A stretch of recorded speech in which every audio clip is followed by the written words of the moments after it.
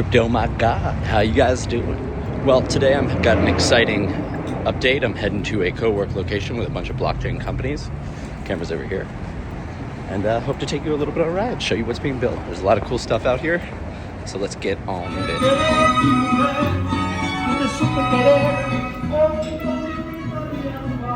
Factory, which is New York. So I'm right here outside the Brass Factory, which is a co-working area. A lot of awesome crypto projects being built, real code being written. Of course, we've had some good news on the regulatory front, so let's get in here, guys. Come on. So I finally sat down, just want to give you some quick updates. It's been a fun trip getting here, but we've got some really nice tidbits coming from the SEC specifically around future US regulation. I know the government right now is kind of a hot mess, everything's like burning, but for crypto at least there's clarity, and it's kind of like a massive weight has been removed in terms of the regulators and their relationship with the SEC, and let's talk about that. And that weight's name is George Tenriero. And here we see from the Wall Street Journal, SEC ousts top litigator who battled with crypto giants. Now in a nutshell, what happened here was this is the litigator that went after many crypto companies in a very petty way. They did it aggressively, and some of my lawyer connections even say, hey, if we wanted to destroy crypto, we could have done it in 1,000 different and better ways. So this was just pretty oppressive, overt, aggressive activity towards cryptocurrency companies. And this was really all at the behest of Gary Gensler. So kind of, ridiculous. Now, one of the funny things about it is the agency resigned its head of litigation to a job in its IT office. And then, of course, following that announcement and the move of John Tenriero, we can look at this post from DB, or Tier 10K, that is very useful. And this is coming from Commissioner Uyeda, who says that the agency is so eager to bury its conflict with the crypto market that it moved its top litigator to an office that maintains the agency's computer system. So this is really quite bold and quite outright, right? Of course, they even go as far as to mention that President Trump has sold his own digital token. So you can see a lot of the impact and the change coming from the top, everything from selling your own coin to now opening up the doors for regulation.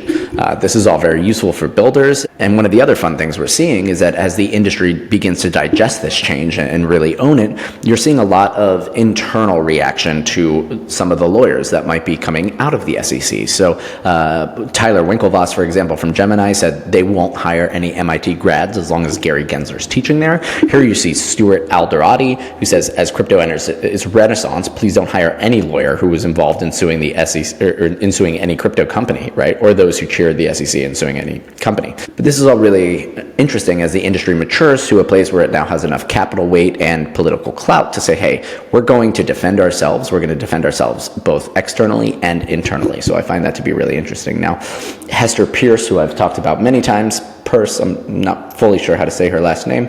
She has this really interesting release, which is that the Crypto Task Force webpage is now live. And if we want to jump over to that, we can actually come here to the U.S. Securities and Exchange Commission, right to their Crypto Task Force page, and this is really cool. It says communicate with the Crypto Task Force. For anyone who remembers, Gary Gensler would always say, hey, just come in and register.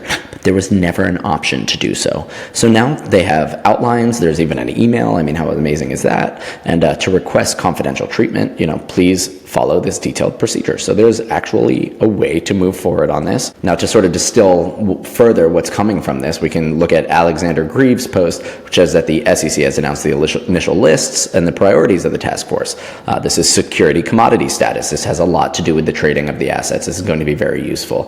Scoping out, right? Identify areas outside of the SEC's purview, like where are they allowed to act and where can they not act? Token offerings. This is going to be amazing. Potential issuance safe harbor. I've covered this before. Being able to have a time period between being centralized and decentralized.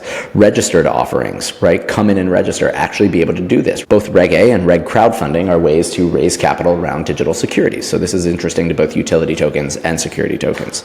And of course, custody for investment advisors, clearing agencies and transfers, and cross-border sandbox. All of this is really big in terms of launching a crypto token and not having to deal with sort of political grievances or any sort of legal repercussion for it. This lays out the frameworks for us to move forward. And here we have Paul Grewal, the head legal of Coinbase, who's been deeply diving into the debanking under the previous admin, and the FDIC has had to release a ton of documents. So there is a lot moving forward, and I will actually cover this more in depth. This is going to be fascinating. But of Of course, we have a lot of people celebrating the crypto legal. Twitter is on fire, and the one thing that I've already sort of mentioned, but I just want to take away, is that the Securities and Exchange Commission is so eager to bury its conflict. So with that, we have the nice snapping of the hand of Thanos. And guys, I mean, I don't know what it's looking like for the market. Currently, these altcoins aren't looking great. There's not a lot of economic viability to sustain their price, but moving forward, we should see a path for really good, useful tokens to confidently build in the United States, build real companies here, and to issue assets so that we can all advance through their upside. So with that being said, guys, thank you so much for tuning in, and have good luck out there in the markets.